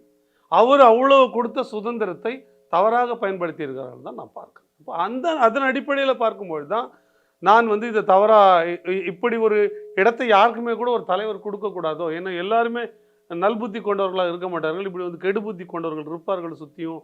இப்போ அதை புரிந்து கொள்ளணும்ன்றது தான். அப்படிதான் நான் அதை மற்ற கட்சிகள் எப்படி ஒரு வளையம் வச்சிருக்காங்களோ நான் கேட்டிருக்கேங்க. கருணாநிதி நீங்கள் வாயில சொல்ல முடியாது, வார்த்தையில் திட்டுவார் நான் கேட்டிருக்கேன். அண்ணாதுரையை திட்டுவார் நான் கேள்விப்பட்டிருக்கேன். நீங்கள் பெரியார் அப்படி பல இடங்களில் பேசினது, வேசி மகன்கள் பேசினது பெரியார் பேசினார். திமுக காரர்களை வேசி மகன் வேற வார்த்தையில் சொன்னார். அதனால்தான் அவரை நாங்கள் எங்கள் தந்தை என்று சொல்கிறோம்னு அண்ணாதுரை சொன்னார். இப்போ இது போலலாம் அவங்க சாதாரணமாக எல்லா தலைவரும் பேசியிருக்காங்க. நீங்கள் அதை நம்ம சொல்ல முடியாது. ஆனால் அன்றைக்கு இருந்த சூழல், அன்னைக்கு எல்லா இடத்துலையும் போட்டோ பரிணாம வளர்ச்சி மேடை நாகரிகம்ன்றது அப்படிதான் பார்க்கிறேன். நீங்கள் இப்போ இன்னொரு கட்சிக்கு நண்பர் தம்பியோட காதலி அவங்க திருமணம் பண்ணிக்க சொல்லி கேட்குறாங்க. நான் கட்சி அலுவலகத்திலே தூங்குறேன், படுக்கிறேன், எனக்கு பொருளாதார இடம் கொடுக்கல, அது எப்படி இப்போதைக்கு சரியாக வரும்ன்ற பேசுகிறாரு. அவங்களுக்குள்ள ஒரு வாக்குவாதம் வருது. அப்போ அதோட தொடர்ச்சியாக தான் இந்த ஆடியோ வெளியே வருது. அது சேவ் பண்ணி வச்சுருந்தது அப்புறம் போவோம். நான் இப்படி கேட்கிறேன், ஒரு பெண்ணை திருமணம் பண்ணிக்கிறோம், 6 மாதத்தில் அவங்களுக்கும் நமக்குமான உறவு முறிஞ்சு போகுது, வேணான்னு ஆயிடுது. அந்த உறவு முறிஞ்சா அதுக்காக துரோகம் பண்ணிட்டோன்னு அர்த்தம் ஆயிடுமா? உறவு சரி வரலன்னு அர்த்தம். இது கல்யாணம்ன்ற அந்த சட்ட அந்த செரிமனி நடந்திருக்கு. அதை தாண்டி திருமணமே செய்யாமல் ஒரே பெண்ணோடு வாழ்கிற ஆட்கள் எனக்கு தெரியும். என்னோட நண்பர் ஒருத்தர் வழக்கறிஞராக இருக்கார், திருவள்ளூரில் இருக்கார். அவரோட கணவனும் அவருடைய அப்பாவும் அம்மாவும் திருமணமே செய்து கொள்ளலை. என் நண்பரோட வயது 56, அவருக்கு 4 பிள்ளைங்க. ஆனால் திருமணமே தாலி கட்டிக்கல. ஒரு நாள் பார்த்தாங்க, 2 பேரும் ஒன்றா இருக்கலாம்னு முடிவு பண்ணாங்க. சரி லிவிங், நான் சொல்கிறது எப்போனா எங்கேருந்து எப்போ இருந்து பாருங்க. அவருக்கே 56 வயது, அவங்களுக்கு அக்காலாம் இருக்கிறாங்கன்னா இப்போ 60-70 ஆண்டுகளுக்கு முன்னாடியே. நான் கேட்குறேன், என்னப்பா ஏன்பா கல்யாணமே பண்ணிடப்பா? இணையேற்புங்கிறது தானே ஒரு கல்யாணம் சொல்கிறேன். அப்போ இந்த செரிமோனியலாக இருக்கிறது மட்டுமே ஒருத்தருடைய உறவுல இது வந்துடும். அப்போ நான் என்ன கேட்குறேன், ஏதோ ஒரு காரணத்தினால ஒரு பெண்ணோட நம்ம பயணிக்கிறோம், வாழறோம், ஒரு மனக்கத்தாங்கல் வருது, பிரிஞ்சிட்டா துரோகம் பண்ண. அப்போ அதுக்கு முந்தைய உணர்வுகள் பொய்யாயிடுமா? அந்த காதல், அந்த அன்பு பொய்யா இருந்திருக்குமா? அதனால் அந்த ஏதோ ஒரு சூழ்நிலை, தொடர முடியாத ஒரு சூழ்நிலை வந்துடுது. அதனால் துரோகம் எப்படி ஆகிடும்? அதை கிளைம் பண்ணி, இல்லை நான் அதை நம்பி தான் பண்ணேன்னு ஒரு பெண் டிமாண்ட் பண்ணால் அது அஃபென்ஸு, அது சட்டப்படியான குற்றம். ஏமாற்றி நீங்கள் ஒன்று அடைஞ்சிட்டீங்கன்னு குற்றமே தவிர, உளவியல் ரீதியாக நீங்கள் ஒரு பொண்ணே நான் விரும்பிட்டேன், எல்லாமே நடந்து போச்சு, முடிஞ்ச பிறகும் மனதுக்குள்ள ஒரு நெருடல் வாழ முடியாத ஒரு அந்த இன்கம்பேஷபிலிட்டின்னு வாங்க, மனசிக்கல் வந்துடுச்சுன்னா, வந்த பிறகு இல்லை சட்டப்படி சிக்கலாயிடுமே ஒரு வாழ்க்கையை தொடர முடியுமா? அப்படின்னா மனமுறிவுகளுக்கு சட்டத்தில் இடம் இருக்கக்கூடாது. இப்போ அந்த உளவியல் படி பார்க்கும்போது இதெல்லாம் ரொம்ப சாதம். இந்த உரையாடலை ஒரு நல்ல மகன் எடுத்து இதை சேவ் பண்ணவும் முடியாது, இதை வெளியிடவும் முடியாது. நீங்கள் இதை வெளியிட்டது கூட நீங்கள் ஒரு அரசியல் காரணம் வச்சு வெளியிடுறீங்கன்னா, அப்போ இன்னும் நீங்கள் என்ன இந்த இடத்துல சார், இப்போ பல கட்சிகள்லையும் இந்த மாதிரியான சில விஷயங்கள்லாம் வெளியே வந்திருக்கு. டெலிஃபோன் உரையாடல்கள் எல்லாம் வெளிவந்திருக்கு. பல நேரங்களில் சிக்கல்களே வந்திருக்கு. ஒட்டு கேட்குறாங்க என் ஃபோனுன்றதெல்லாம் கடந்த காலங்களில் என் பெகாசஸ் வரைக்கும் அந்த விமர்சனம் தான் இருக்குது. தலைவர்களினுடைய, அதிகாரிகளினுடைய விவரங்களை எல்லாம் அவங்க பேசுகிறதையெல்லாம் ஒட்டு கேட்கறதுக்கு, கண்காணிக்கிறதுக்கு இந்த சாஃப்ட்வேர்ஸ் எல்லாம் யூஸ் பண்ணுறாங்க, இஸ்ரேலிருந்து வாங்கிட்டாங்க, அப்படி பல விமர்சனங்கள் இருக்குது. ஒரு ஸ்டேட் மேலே எப்போதுமே இந்த விமர்சனம் இருக்கும். அவங்க இந்த உரையாடல்களை, எங்களோட உரையாடல்களை கேட்குறாங்கன்ற புகாரே அரசியல்வாதிகள் பல நேரங்களில் கொடுப்பாங்க. இன்றைக்கி அதெல்லாம் தாண்டி இப்போ இப்படி ஒரு விஷயம், அதுவும் ஒரே கட்சிக்குள்ளே பல உரையாடல்கள் வெளிவரது, ஏதோ அங்குன்னு இங்குன்னுங்கிறத தாண்டி இது ஒரு பெரிய ஒரு இதா வர்றதுங்கிறது. நீங்க இதை எப்படி பார்க்கணும்னா, முதல்ல இந்த பெகாசஸ் அரசுக்கு எதிரான உரையாடல்கள்லாம் இருக்குல்ல, இதுல எப்பொழுதாவது தனிப்பட்ட உரையாடல்கள் நீங்க காவல்துறை கண்காணிக்கும் என்பது உண்மைதான். நீங்க பெரிய மென்பொருளை வச்சு பேச்சுக்களை பதிவு செய்வாங்கன்றது உண்மைதான். இப்போ இந்த இந்த 75 ஆண்டு கால சுதந்திர இந்தியாவில் இது போன்ற பல ஆயிரக்கணக்கான உரையாடல்கள் பதிவு செய்யப்பட்டிருக்கின்றன. தனிப்பட்ட உரையாடல்கள் இது வரைக்கும் வெளியாயிருக்கா நீங்கள் பாருங்கள். தனிப்பட்ட உரையாடல்களை எப்பொழுதும் அரசுகள் அஃபீஷியலாக வெளிப்படுத்துறது கிடையவே கிடையாது, வெளிப்படுத்தாது. அப்போ அந்த பார்வையில் நம்ம தேசத்திற்கு எதிரான குற்றங்களுக்கான உரையாடல்கள் வெளிப்படுதா, அப்படித்தான் அந்த பார்வை தான் பார்க்கணும். அப்படி அரசியல் ரீதியாக பயன்படுத்திக்கிறதுக்கான வாய்ப்புகள் இருக்காங்க, அதை நம்ம விட்டுடுவோம். அப்போ அதை பற்றி பேச அப்படின்னா அது அரசியல்னு சொன்னீங்கல்ல, அதை நான் ஏற்கிறேன். இதை கேட்டு இவங்க இந்த செயல் திட்டம் வைக்கிறாங்க, அப்போ இதை மாற்றணும், நம்ம செயல் திட்டம் இப்படி வைக்கணும்னு ஒரு அரசு, திமுக அரசே எங்களை கண்காணித்தாலும், மைய அரசே எந்த அரசை கண்காணித்தாலும் அது அரசியல், அதை புரிஞ்சுக்கலாம். ஆனால் நானும் என் மனைவி ஒரு நாள் சண்டை போட்டுக்கிறோம், ஃபோனில் இது தேவைப்படுது, இதை ரெக்கார்ட் பண்ணும்போது அதுவும் தெரியுதுன்னா அதை நீங்கள் வெளியிட்டீங்கன்னா அது எப்படி சரியாகும்? அங்கே அந்த புள்ளியில் தான் இப்போ இது வெளியாகிறது. அப்படியான வெளியிடலாம் இல்லை, அப்படியான வெளியிடல் தான் இது நான் சொல்கிறேன். ஏன்னா இப்போ எங்கேருந்து வருது இது? சாட்டை துறைமுருகனோட கைபேசியை கைப்பற்றுறாங்க. கைப்பற்றியது யாரு? காவல்துறை. காவல்துறைக்கு 2 ப்ரொசீஜர் இருக்குது. நீங்கள் கைப்பற்றணுன்னு அதை ஃபார்ம் 95 போட்டு போலீஸ் இதில் நீதிமன்றத்தில் ஒப்படைக்கணும். இந்த குறிப்பிட்ட வழக்கில் அதாவது ரெஃப்யூஸ் டு ரிமாண்ட், அது ரிமாண்டை வந்து காவல் அடைப்பை மறுத்துடுச்சு நீதிமன்றம். மறுத்ததுனால காவல் அடைப்பை ஏற்கலைன்னா நீங்கள் அவரிடமிருந்து கைப்பற்றிய பொருளை நீதிமன்றத்தில் தாக்கல் பண்ணணுமா இல்லையா? ஏன் தாக்கல் பண்ணணும்? அந்த வழக்கோட தொடர்புடையதுன்னா உடனடியாக பண்ணணும். நீங்கள் டேம்பர் பண்ணுறதுக்கோ வச்சுக்கிறதுக்கோ மாற்றுறதுக்கோ. அப்போ திருச்சி காவல்துறைக்கு அந்த அதிகாரத்தை யார் கொடு? அப்போ இது வந்து அரசோட அசிங்கம் இல்லையா? காவல்துறையோட கேவலமான தன்மை இல்லையா? இனி அங்கிருந்து தான் வெளியாயிருக்கும், அங்கிருந்து தான் வெளியாயிருக்கு. இல்லை திருச்சி சிவாவுக்கு ஏது அதாவது கேட்குறேன். இல்லை அப்போ திருச்சி சிவா சொல்லணும்ல, இல்லைங்க நான் வந்து இந்த மென்பொருள் போட்டு இதை நான் எடுத்தேன், இன்னார்கிட்ட வந்து எடுத்தேன்னு சொல்லலாம். எதுக்கு? அதாவது வெள்ளிடை மலையாக தெரியுது, கைப்புண்ணுக்கு எதுக்கு கண்ணாடி? இப்போ காணா போச்சு. அதோட தொடர்ச்சியாக இந்த இதெல்லாம் இந்த ஆடியோலாம் வெளியே வருது. இதில் என்ன நீங்கள் தெரிஞ்சுக்கிறது? வேற என்ன காரணம் வேணும்? போலீஸ் இதை பயன்படுத்தி காவல்துறையோட மிக கீழ்த்தரமான நடத்தியை இது காட்டுது. அப்படி செய்யவே தகாது. நீங்கள் ஒருவரை காவல்துறை வந்து ஒரு தவறு பண்ணிட்டாங்க, விசாரணைக்கு முன்னாடியே தாக்குறது கூட நம்ம பொருள் புரிந்து கொள்ள முடியும். அவன் தான் செஞ்சான்ற நம்பிக்கையில் போலீஸ் அழிக்குதுன்னு வச்சுக்கோங்களேன். அதை நம்ம புரிஞ்சு விட கூட நோக்கம் இல்லாமே கூட இருக்கலாம். நோக்கம் வந்து எப்படியாவது இவன் தான் செஞ்சிருப்பான்ற உண்மைக்காக அடித்தாங்க அப்படின்னு கூட நம்ம புரிந்து கொள்ளலாம். ஆனால் அப்படி இல்லாமல் உங்களுக்கு நல்லாவே தெரியுது இது அவருடைய பொருள், இதை கொடுக்க நம்ம தகாது, ஒன்றும் வேணாங்க. அது அந்த இன்ஸ்ட்ருமெண்ட்டை நீங்கள் ஆய்வுக்கு உட்படுத்துனீங்கன்னா அந்த எலக்ட்ரானிக் பிரிண்ட் இருக்கும். நீங்கள் கால் தடம் மாதிரி எதுலேருந்து ட்ரான்ஸ்ஃபர் பண்ணியிருந்தாலும் எத்தனை ட்ரான்ஸ்ஃபர் ஆகிருக்குன்னு அதில் ரெக்கார்டு, எந்த நிமிஷம் எத்தனை மணிக்கு ட்ரான்ஸ்ஃபர் பண்ணியிருக்காங்கன்னு ரெக்கார்டு இருக்கும். இதெல்லாம் வச்சு கண்டுபிடிக்க முடியாதாண்ணா? முடியும். அது முடியாத ஒரு விஷயம்லாம் அப்படியே ஒன்றும் சினிமாவில் வர மாதிரி இப்போ விட்டலாச்சார படம் மாதிரி சூமந்திர காளி போட்டலாம் அதெல்லாம் எடுத்துட முடியாது. அப்போ இதெல்லாம் நடந்துருக்குது. ஆனால் என்னென்னா இதை பற்றி யாருமே பேச மாட்டேங்க. நான் கேட்குறேன், இன்னைக்கு சாட்டை துறைமுருகன் நடக்குது, எனக்கு நடக்குதுன்னா நாளை அதிமுக வரும்பொழுது இது திமுகவுக்கு நடக்காது. நீங்கள் தான் முன் உதாரணம் வைக்கிறீங்க. நாளைக்கு பாஜக உங்களுடைய தனிப்பட்ட வீடியோக்களை எடுத்து உங்களுக்கு தான் போட்டால் ஆல்பமே போடலான்னு நான் நினைக்கிறேன். அப்போ அதெல்லாம் வெளியிடாதா? நீங்கள் அது தவறான முன்னுதாரணம் காட்டலையா? அதான் நான் கேட்குறேன். இன்னொன்று, வெளியாடியாக இருக்கிற எல்லா ஆடியோவை பொறுத்த வரைக்கும் நான் சொன்னேன், அதெல்லாம் மிக சாதாரணமான உரையாடல். எந்த ஒரு மனிதனும் மனசில் கை வச்சு நாம் தனியாக பேசும்போது எப்படி பேசுவோம்? இது கட்சிக்குள்ளே பெரிய தாக்கத்தை ஒன்றும் ஏற்படுத்தலையே. இது ஒன்றும் ஏற்படுத்தலை. இன்னும் ஒரு வேளை இதுக்கு வந்து அப்படி ஒரு பொருள் புரிந்து கொள்வாங்கன்னு வச்சுக்கலாம். எந்த கட்சி உறுப்பினராக இருக்கட்டும், அரசியல் என்பது இந்த ஒரு நிகழ்ச்சினால் வர்றதில்லை. நாங்கள் எங்கள் கட்சி தம்பிகளை நாங்கள் கண்டிக்கிறதோ பேசுகிறதோ, நான் என்ன கேட்குறேன், ஒரு தலைவருக்கு ஒரு சூழ்நிலை அப்படி ஒரு முடிவு எடுக்க வேண்டிய நிலைமை வருதுன்னு வச்சுங்களேன், அப்படி பேசி இருந்தால் என்ன தவறுன்னு கேட்குறேன். அப்படி ஒரு நிலைமை வருதுங்க சூழ்நிலை, நீங்கள் ஹைப்போதெட்டிக்கலாக போவாங்க, ஏதோ ஒரு தவறை யாரோ ஒருத்தர் குற்றச்சாட்டு சொல்கிறாங்க, அப்படி சொல்லும்பொழுது அப்படி திறமை வரும்போது சரி அதுவா சொல்லுபவர் சரியான விஷயத்தை உள்வாங்காமல், ஆனால் சொல்லுபவர் நம்பிக்கையான ஒரு இடமா இருந்தானே, சரிங்க அப்போ அதை சரி பண்ணணும் அப்படின்னு சொல்லும்போது நான் சொன்னது தான் அந்த ஒரு நாடக பாணியில் இதற்கான உரிய நடவடிக்கை எடுத்து தீர்மானம் நிறைவேற்றி நாங்கள் அவரை அப்படி சொல்ல மாட்டாங்க, அப்படி பேச மாட்டாங்க, அப்படி யாரும் பேச மாட்டாங்க. கேஷுவலாக பேசும்போது கண்டிப்பாக அது அவ்வளோதாங்க. அதற்கு பிறகு அந்த விசாரணை செய்யும் பொழுது அப்படி ஆனா ஏதோ பிணக்கு இருக்கு, ஏதோ பிரச்சனை இருக்கு போல அப்படிங்கிறதுக்கான ஒரு அடையாளம் ஆயிடுது. இல்லை, எப்பயுமே பிணக்கிறது கட்சியில் எப்படி பிணக்கலாம்? இப்போ நான் கேட்கிறேன், இப்போ 100 விழுக்காடு நாம் தமிழர் கட்சி எல்லா எடுக்கிற முடிவுகளுக்கும் எல்லோருக்கும் ஒருமைப்பட்ட கருத்து இருக்குமா? நான் கேட்குறேன். இப்போ நான் குடும்பங்க, நான் என் கணவன் மனைவி, நாங்கள் 2 பேரும், நானே மனைவி. நான் எடுக்கிற முடிவு எல்லாவற்றுக்கும் என் மனைவி ஒப்புதல் இருக்குமா? அப்படியே ஒத்துப்பாங்களா 100 விழுக்காடு? சில நேரங்கள் உங்களுக்காக ஒத்துப்பாங்க, இது வேணாம்பா உங்க இஷ்டம் எப்படின்னா செய் அப்படின்வாங்க. சரி, எங்க மனைவி சாம்பார் வைக்கிறத கூட சொல்றேன், இன்னைக்கு நீங்க வைக்க வேணாம்னு நான் சொல்றேன். எதுக்கு? ஒரு எளிய புரிதலுக்காக சொல்றேன். இணக்கமா போக முடியாதுங்க. ஒரு வேளை என்ன போலவே நீங்க சிந்திச்சிட்டீங்க, என்ன போலவே நீங்க இருந்துட்டீங்கன்னா நீங்களும் நானும் ஒண்ணு. அப்படி ஒரு மனிதர் 2 மனிதர் தேவையில்லை, ஒரு மனிதர் இருந்தா போதும். இப்போ மாற்றி சிந்திக்கணும். மாற்றி யார் சிந்திச்சாலும், நீங்க டீ கடை குடிச்சுட்டு இருப்பான், மோடி அந்த டிசிஷன் எடுத்துக்கூடாதுப்பா, தப்பு பண்ணுவான். நீங்க அதை எப்படி குறை சொல்லுவீங்க? ஜனநாயகத்துல அவனுக்கு அந்த சிந்திக்கிற, ஒருவேளை அந்த டீ குடிக்கிறவன் சொல்றது உண்மையாக கூட இருக்கலாம். அவ்வளோ பெரிய அறிவுக்குரிய அறிவாளிகளை கூட வைத்திருக்கிற மோடி எடுத்த முடிவு தவறாக கூட இருக்கலாம். ஆனா எல்லா விஷயத்திலும் எல்லோரும் ஒன்று போல போக முடியாது. அப்பதான் ஒரு குழு மனப்பான்மை வருது.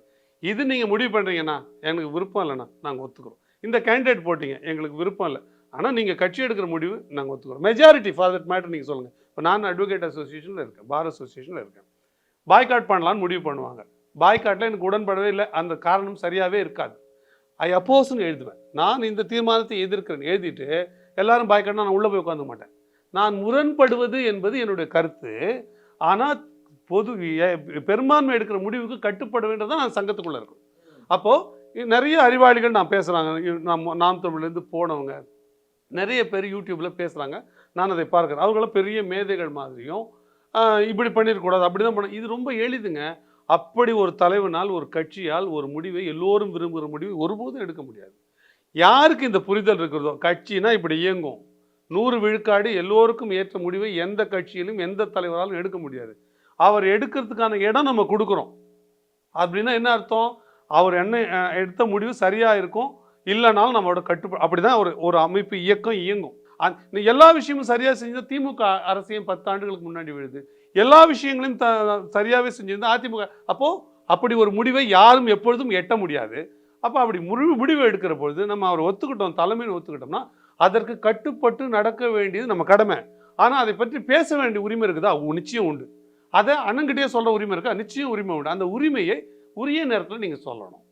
நான் சும்மா இந்த வெட்டி வியாக்கியானம் பேசுகிறேன்ட்டு நீங்கள் இப்படி செய்யலைன்னா நான் அப்படி பண்ண மாட்டேன், அப்படி பேச முடியும். அப்படி பேசினேன்னா ஒரு அமைப்புக்குள்ளே, ஒரு கட்சிக்குள்ளே இருக்க லாயக்கு இல்லாத ஆட்கள்னு அர்த்தம். நான் அப்படித்தான் பல பேரை பார்க்குறேன். வெளியில் போகிறேன், சரி நீங்கள் கோச்சிக்கிட்டு பல பேர் வெளியே போகிறாங்க, இதில் முரண் இருக்குன்னு போனாங்க. போய் வெளியே போனவர்கள் யார் என்ன செய்கிறான்னு நான் பார்த்தேன், யாருமே ஒன்றும் செய்யலை. 2 பேரை தவிர, வேற ஒரு பெரிய கட்சிக்கு போன 2 பேரை தவிர மற்றெல்லாம் வீணாக போனார்கள். நீங்கள் வீணாக போனது இந்த கட்சியிலே இருந்தீங்கன்னா இந்த கட்சி உங்களுக்கு ஒரு பெரிய இடத்த கொடுத்து வச்சுருந்துருக்குமே. மூத்தவர்லாம் 2-3 மாதத்துக்கு முன்னாடி போனார். என்ன அவர் பண்ணாருன்னா சும்மா தான் இருக்காரு. ஆனால் உங்களுடைய கரம் இந்த கட்சியை வலுப்படுத்தியிருக்கணும், இந்த முரண் இல்லாமல் தவிர்த்துருக்கோம்ல. அப்போது என்ன நான் பார்க்குறேன், இந்த புரிதல் நீ நல்லா கவனிச்சு பாருங்கள். திமுக அதிமுகவில் இருக்கிறவர்கள் இருக்குது, அவர்கள் எவ்வளோ பெரிய ஊழல் பண்ணாலும், ஏன்பா திமுகலாம் எங்கிட்ட உரையாடும் போது பேசுகிறாங்க அவங்களாம், ஏன்பா அப்படி தான்ப்பா பண்ணுவான், என் தலைவர் தான் போடணும், ஆமாப்பா சாராய கடை தான் ஓட்டுவான், என்னப்பா நீப்பா எல்லாம் யோக்கியமா, மற்றவங்களாம் கரெக்டாக பண்ணிட்டேன்னா அதிமுக படிச்சு அன்றைக்கி கேட்டிங்களா? இப்படி தான் பேசுகிறான். தவறு செய்கிற தலைவனுக்கே அப்படி காலில் விழுந்து அவர் செய்வது நியாயம் என்று பேசக்கூடிய தொண்டர்கள் இருக்கும்போது நாம் ஒரு பெரிய நோக்கத்தை நோக்கி நகர்ந்து போகிறோம். அப்போ முடிவு எடுக்கும்போது ஒரு தலைவனால் 100 விழுக்காடு நான் ஒரு 6 ஆண்டு காலம் நெருக்கமாக ஒரு அரசியல் கட்சியின் செயல்பாடுகளை, தலைமைகளை பார்க்கிறவன்ற முறையில் சொல்கிறேன். நீங்கள் அவருக்கு என்ன தகவல் தலைமையை சுற்றி இருக்கிற நபர்கள் கொடுக்குறாங்களோ அதுதான் தகவல் என்று நம்பப்படும் பெரும்பாலும். அதை தாண்டி வெளி விஷயங்கள் இந்த மாதிரி யூடியூப்பில் பார்க்குறது, செய்தித்தாள்களை படிக்கும்பொழுது ஒரு கருத்து வரும். ஆனால் இன்றைய தேதிக்கு எல்லா விஷயமுமே கேள்விக்குறி தான், எதையுமே நம்ப முடியாது. அப்போ சில இன்புட்டுக்கு ஏற்ற மாதிரி சில முடிவு வரும். இன்னொன்று ஸ்ட்ராட்டஜிக்கலாக அது சரியாக வருமா வராதான்னு முடிவு செய்ய வேண்டிய இடத்துல அவருக்கு. ஏன்னா நான் கூர்ந்து பார்த்துருக்கிறேன், அண்ணன் சீமானுக்கு இருக்கிற அரசியல் இந்த ஸ்ட்ராட்டஜிக்கல் நாலேஜ் இருக்குல்ல, அந்த அறிவு இருக்குல்ல, இன்னைக்கு தமிழ்நாட்டை என் தலைவர்ன்றதுக்காக நான் சொல்லலை, இன்றைக்கு தமிழ்நாட்டில் அவ்வளோ கூர்ந்து சிந்திக்கக்கூடிய அரசியல் தலைவர்கள் இல்லைன்றது என்னுடைய கருத்து. ஐயா ஸ்டாலின் அந்த அளவுக்கு இல்லை, ஐயா எடப்பாடி பழனிசாமி அந்த அளவுக்கு இல்லை, இவர் அந்த அளவுக்கு இல்லை, அண்ணாமலை அந்த அளவுக்கு இல்லை. நான் அப்படி பார்க்குறேன். அப்போ அவர் பார்க்கும்பொழுது அப்போ அவரை நம்ம ஒரு விஷயத்த சொல்லுவோம், டேய் என்னடா நீ 10 வருஷத்துக்கு முன்னாடி விஷயத்த சொல்கிறேன்னு பாரு. அவர் சொல்கிறது நீங்கள் ஒப்பிட்டு பார்த்தீங்கன்னா அதே போல் ஒரு நேர்வு நடந்திருக்கும். அதோட ரிசல்ட் அவர் தெரிஞ்சு வச்சுருந்தா அதை சொல்கிறாருன்னு நமக்கு அப்புறம் தான் தெரியும். 10 வருஷம் முன்னே கதையை சொல்கிறேன், இவன் அப்டேட் ஆகலப்பா, பாப்பா இப்போ இந்த இதில் வரல, இதே நான் கூட ரெக்கார்ட் பண்ணி சொல்லணும் போல எப்படி தான் சொல்லுவார். எதனா சொன்னு வச்சுக்கலாம், இது தெரியாமல் தான் இங்கே உட்காந்துருக்கோமா அப்படின்னு. அப்போ பொருள் என்ன? இப்போ ஒன்றும் வேண்டாம், நான் வந்து என்னை தாண்டி சிந்திக்கிற ஒருத்தர் சொன்னால் நான் கேட்டுப்பேன். எங்கள் ஜூனியர் வந்து சொல்கிறாரு, இந்த விஷயத்தில் ரொம்ப ஃபண்டமெண்டலாக சொல்கிறேன், எப்பா எனக்கு தெரியும் பார்க்க கம்ப்யூட்டர் இருப்பான் தான் நான் சொல்லுவேன். எனக்கு 30 ஆண்டு கால அனுபவம் இருக்குது. 5 ஆண்டு கால அனுபவம் உள்ள ஒரு ஜூனியர் என்கிட்ட வந்து, சார் அந்த மேட்டர் இப்படி ஆயிடுச்சு சார், அப்படி ஆயிடுச்சுன்னு நான் என்ன சொல்கிறேன், எனக்கு தெரியும்பா நீ கம்ப்யூட்டர் தான் சொல்லுவேன். அப்போ நான் மோசமானவன. அவர் என்ன பண்ணணும்னா, தான் பேசுவதற்கு முன்னாடி ஒரு சீனியருக்கு டிப்ஸ் கொடுக்குறமே அந்த அளவுக்கு அந்த விஷயம் சரியானதா அப்படின்னு 1க்கு 2 தடவை சரி பார்த்துட்டு எனக்கு அவர் சொல்லணும். அப்படி இல்லைன்னா நான் திட்டுறேன் இல்லை, அதுதான் அவருக்கு பாடம். அப்போ நம்ம சொன்னது தப்பு, சீனியருக்கு இப்படி ஒரு பார்வை இருக்குது, அப்போ இந்த பார்வை தான் சரியானதுன்றது பாடம். இது 2த்துல தான் நீங்கள் ஒன்று கற்றுக்கணும். மாறா வந்து என்ன அப்படி பேசுறது, பேசுகிற என்ன தவறுன்னு கேட்குறேன். ஏன் நான் நம்மளை விட மூத்தவர்கள், நம்மை விட அனுபவம் வாய்ந்தவர்கள், நம்ம செதுக்குகிற நோக்கத்தில் பேசினால் கூட என்ன தவறு நான் கேட்குறேன். அரசியல் நான் முதல்ல சொல்கிறேங்க, அரசியல் நான் முதல்ல கற்றுக்கொண்ட பாடம், மிக மோசமான வசவு சொற்கள் வந்துக்கிட்டே இருக்குங்க. எல்லா நேரத்துலையும் வருங்க, எல்லா நேரத்துலையும் வரும். எதையும் தாங்கும் இதயம், எதையுமே நீங்கள் இக்னோர் பண்ணீங்கன்னு வச்சுக்கோங்க, திமிரா பேசலாமான்னு வாங்க. நீங்கள் ஏற்றுட்டுன்னு வச்சுக்கோங்க, சொந்தமாக புத்தி கிடையாதுன்னு பேசுவான். ஆனால் நீங்கள் இந்த ப்ராசஸில் இருந்துக்கிட்டே இருக்கணும். ட்ரையல் அண்ட் எரர்னு வாங்க, செய்து செய்து செய்து. நான் அப்படி தான் பார்த்தேன். நான் அதுக்கு முன்னாடி வெறும் வழக்கறிஞராக தான் இருந்தேன். இந்த 5-6 ஆண்டு காலமாக ஒரு அரசியல் கட்சி எப்படி இயங்குது, எப்படி வந்து ஒரு திட்டம் வரும்போது எல்லாம் பார்க்கும்போது எனக்கு தெரியும், அப்படி ஒரு முடிவை எடுக்க முடியாது.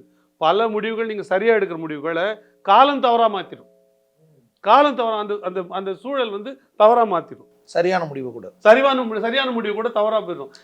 இந்த பொசிஷன்ல ஒரு தலைவர் அதை நீங்க புரிந்து கொள்ளலாம். நீங்க கட்சியில இருந்து என்ன பிரயோஜனம்? இந்த இப்போ யாரோ முரண்படுறவங்கல்ல, கோச்சிக்கிட்டு வெளியே போறாங்களா, அவங்க என்ன நினைக்கிறாங்க, நான் நினைச்சது இவர் செய்யலை, நான் நினைச்ச மாதிரி செய்யலை, அதுதானே. எல்லோரும் வெளியே போறவங்களுக்கு எல்லாம் நான் இப்படி பண்ணுவான்னு எதிர்பார்த்தேன், அவர் பண்ணல, இப்படி பண்ணியிருக்க கூடாது அப்படின்னா நீங்க ஒன்று எதிர்பார்த்து இதை தான் செய்யணும்னு எதிர்பார்க்குறீங்க. நீங்க உங்களுக்கு இதை தான் செய்யணும் ஒரு தலைவன் எதிர்பார்க்க உரிமை இருக்குன்னா, நான் இதை தான் செய்யணும்னு ஒரு தலைவனுக்கு முடிவு பண்ற உரிமை இருக்கா இல்லையா? அதை நீங்க ஏத்துக்கணும்னு யோசிக்கிற முடியும். எஸ், பரஸ்பரம் தானே. அது தெரியும். நீங்க கலெக்டிவா ஒரு தலைவருக்கு ஒரு தகவலை சொல்லலாம். நான் இப்படி முரண்படுறேன், இது இப்படி தப்புன்னு தோணுதுன்னு, தப்புன்னு கூட சொல்லக்கூடாது. அது சொல்லுகிற சரியான முறை கிடையாது. என்னோட அறிவுக்கு இது தப்புன்னு தெரியுதுன்னு, இப்படி பண்ணால் சரியா இருக்குமான்னு நீங்கள் கேட்டிங்கன்னா அது ஒரு தலைவர் உள்வாங்கக்கூடிய. எப்பயுமே நீங்கள் நான் எப்படின்னு சொன்னால், இதெல்லாம் வந்து பெர்சுவேசிவ் ஸ்கில்ஸ் நீதிமன்றத்தில் சொல்லுவாங்க. ஒரு ஜட்ஜுக்கிட்ட எப்படி சொல்லணும், I think I not made myself clear your ஆனர்னும். அப்படின்னா நான் உங்ககிட்ட சரியாக சொல்லலை அப்படின்னு நினைக்கிறேன் அப்படின்னு சொல்கிறேன். நீங்கள் சரியாக கேட்டுக்கலங்க, புரிதா இல்லையா அப்படி கேட்க முடியாது. அப்போ அது பெர்சுவேசிவ் ஸ்கில். நீங்கள் ஒரு தகவலை போடும்போது எப்படி போடணும்னா, எனக்கு இது சரியாக படலை, ஏன்னா நம்மளோட சிறந்த அறிவு வச்சிருக்கிறார் அவர், உங்களுக்கு சரி, எனக்கு இது இந்த நாளில் சரியாக படலைன்னா அவர் பதில் போடுவார், நிச்சயமாக போடுவார். 100 விழுக்காடு நீங்கள் ஒரு கேள்வி கேட்டிங்கன்னா, ஏய் இது வரா, அப்படி பண்ண இப்படி வராதுடா, இதுதான்டா சரியாக இருக்கான்னு ஒரு பதில் போடுவார். அப்போ நீங்கள் எடுத்தோன்னே அதோட நீங்கள் பண்ணது தப்புன்னு, நீங்கள் அதை அப்படி செய்திருக்கக்கூடாது, நான் இதை வன்மையாக எதிர்க்கிறேன் என்ன நீங்கள் போட்டிங்கன்னா அது பேசுகிற முறையே இல்லை.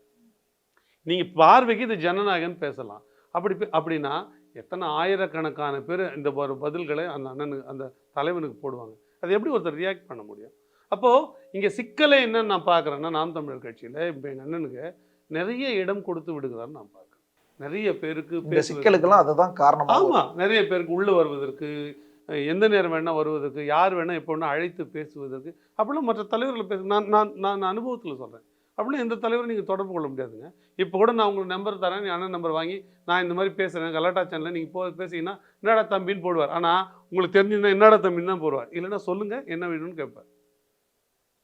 அப்படி தான் அவரோட இயல்பு. அப்படி நீங்கள் எத்தனை இன்டர்வியூவில் பார்த்துருக்கீங்க, உடனே தெரிஞ்சது இது வந்தால் தட்டுவார், தள்ளுவார், பார்த்துருக்கீங்கல்ல. அப்படி ஒரு ரொம்ப இயல்பான, ரொம்ப மிக அன்பான மனிதர் தான். ஆனால் வெறும் மிக அன்பான மனிதர் மட்டுமல்ல, மிக கோபமான மனிதரும் கூட.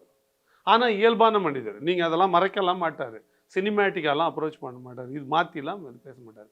நீங்கள் மேடையில் எழுந்து கர்ஜிக்கிற அண்ணன் சீமானுக்கும் தனிப்பட்ட முறையில் பார்க்குற அண்ணன் சீமானுக்கும் நிறைய வித்தியாசம். ரொம்ப மிகச்சாதாரணமாக நீங்கள் அது கட்சியினர் புரிஞ்சுப்பாங்க இந்த விஷயம், சுற்றி இருக்கிறவங்க புரிஞ்சுக்கிறாங்க. ஆனால் தூரத்தில் இருக்கிறவங்க யானை குருடன் தடவை பார்த்த கதையை ஆளுக்கு ஒரு கருத்தை வச்சுக்கிறீங்க. கருத்து வைத்துக் கொள்வது கூட தவறில்லை. அவர் நினைத்தபடி இவர் ஏன் தலைவர் ஏன் செயலாற்றவில்லை இருக்குல்ல, அது வந்து தட் ஷோஸ் தேர் இம்மெச்சூரிட்டி. அவர்களுடைய அறியாமை, அவர்களுடைய பக்குவமின்மை, புரிதலின்மை காட்டுது. அவர்களுக்காக வருத்தப்பட்டு கடந்து விட்டு போகலாம், அதுக்காக நிறுத்த முடியாது. அதில் அந்த அளவில் நான் என்ன பார்க்கணும்னா, இந்த ஆடியோக்கள், இந்த சர்ச்சைகள் பூராவுமே அரசியல் வெளியில் மக்களுக்கு நன்மை பயக்கக்கூடிய ஆடியோக்கள் இல்லை. அதனால் அதை தாண்டி விட்டு போவதுதான் அரசியலுக்கு நல்லது என்று நான் கருதுகிறேன். நன்றி சார், உங்களுடைய டைம் நீங்கள் பகிர்ந்து கருத்துக்கும் மிக்க நன்றி.